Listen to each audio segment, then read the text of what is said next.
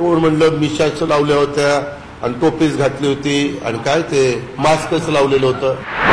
अजित पवार वेश बदलून दिल्लीला जायचे. दादांत खोट आहे. पुन्हा म्हणलं की बाबा मी गप्प बसलो की काहींना वाटेल की बाबा हे बोलत नाही म्हणजे खरं आहे. एखाद्याने स्वतःचं नाव बदलून जाणं हा पण गुन्हा आहे. आणि खुशाल काही पण बडबडतात. कोण बहुरूपी म्हणतंय, कोण काय म्हणतंय, कोण काय म्हणतंय. म्हणणाऱ्यांना काही लाज लज्जा शरम वाटली पाहिजे. जर हे सिद्ध झालं तर मी राजकारणात निवृत्त होईल. थोडी काही जाण्याची नाही मनाची वाटायला पाहिजे असा प्रश्न मी गेले 5-6 दिवस मीडियामध्ये देखील बघतोय, पेपरमध्ये देखील बघतोय.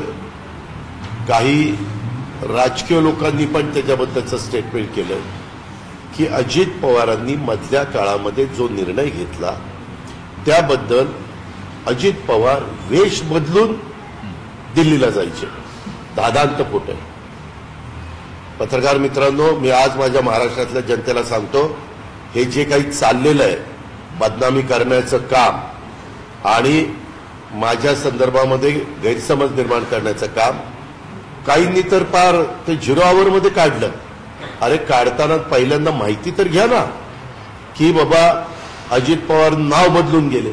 अरे मी राज्याचा 35 वर्ष काही काळ मी खासदार राहिलोय, काही काळ मी आमदार राहिलोय, काही काळ मी राज्यमंत्री राहिलोय, काही काळ मी विरोधी पक्ष नेता राहिलोय, काही काळ मी उपमुख्यमंत्री राहिलोय. एक जबाबदारी मला पण कळते. एखाद्याने स्वतःचं नाव बदलून जाणं हा पण गुन्हा आहे. त्याच्या संदर्भात सगळीकडे सीसीटीव्ही कॅमेरे आणि खुशाल काही पण बडबडतात. कोण बहुरूपी म्हणतंय, कोण काय म्हणतंय, कोण काय म्हणतंय. म्हणणाऱ्यांना काही लाज लज्जा शरम वाटली पाहिजे. दादांत बिनबुडाचे आरोप माझ्यावर हे जे काही करतायत त्याच्यामध्ये तसोबर देखील तथ्य नाही. आणि मला जर उद्या कुठं जायचं म्हटलं, आता माझं अचानक मी आज कळवण आणि सुरगाणाचा कार्यक्रम माझा होता. खूप दिवसापूर्वी आमचे आमदार नितीन पवारांनी घेतलेला होता. जाताना मला इथनंच जावं लागत होतं. काही जण मला भेटायचं म्हणत होते. ते मुंबईला येऊन आम्हाला भेटायचंय. मी म्हणालो की कशाला मुंबईला येता, आमचे सहकारी दिलीप बनकरांचं तिथं घर आहे, रोडवरच आहे, तुम्ही तिथं या, मी तिथं तुम्हाला भेटतो. म्हणजे तुमचाही मुंबईचं जाणं येणं वाचेल, मला लोकांना कसा कमी त्रास होईल, कार्यकर्त्यांना कसा त्रास होईल, आपल्या सहकाऱ्यांना कसा कमी त्रास होईल याबद्दलचा प्रयत्न. त्याच्यामध्ये वाटेल ते काही काही जण सकाळचा 9चा भोंगा लागतो त्यांनी पण अजित पवारांनी असं केलं. अरे काय केलं, उगीच उचलली जीभ लावली टाळायला. त्या संदर्भामध्ये कुठं तुम्हाला पुरावा मिळाला की अजित पवारांनी नाव बदललं आणि ते काय कार्ड घेतलं. मी तेव्हा विरोधी पक्ष नेता होतो, मला समाज ओळखतो. मी कुठेही गेलो तरी असं काही आणि काही कोण म्हणलं मिशाच लावल्या होत्या आणि टोपीच घातली होती आणि काय ते मास्कच लावलेलं होतं. साफ चुकीचं आहे. त्यामध्ये जर हे सिद्ध झालं तर मी राजकारणात निवृत्त होईल. नाही सिद्ध झालं तर हे ज्या लोकांनी नौटंकी चालवली ना वेगवेगळ्या लोकांनी पार पार्लमेंट पासून इथपर्यंत, त्यांना थोडी काही जाण्याची नाही मनाची वाटायला पाहिजे.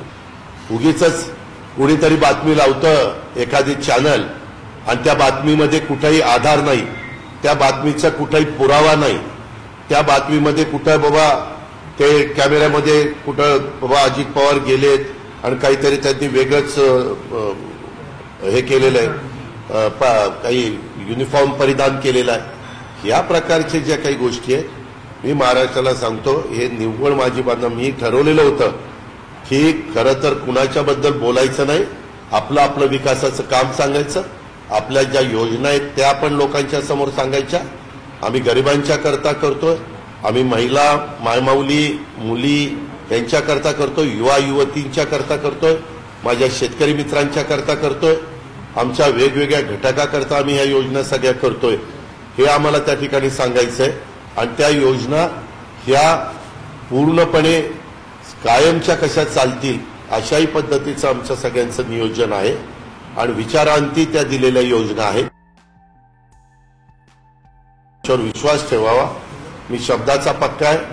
माझ्या सगळ्यांना आव्हान आहे की ह्या योजना पुढे पण त्या ठिकाणी चालू राहतील. तुम्ही आम्हाला आशीर्वाद द्या. आम्ही त्याबद्दल जे काही जाहीर केलेले त्याची अंमलबजावणी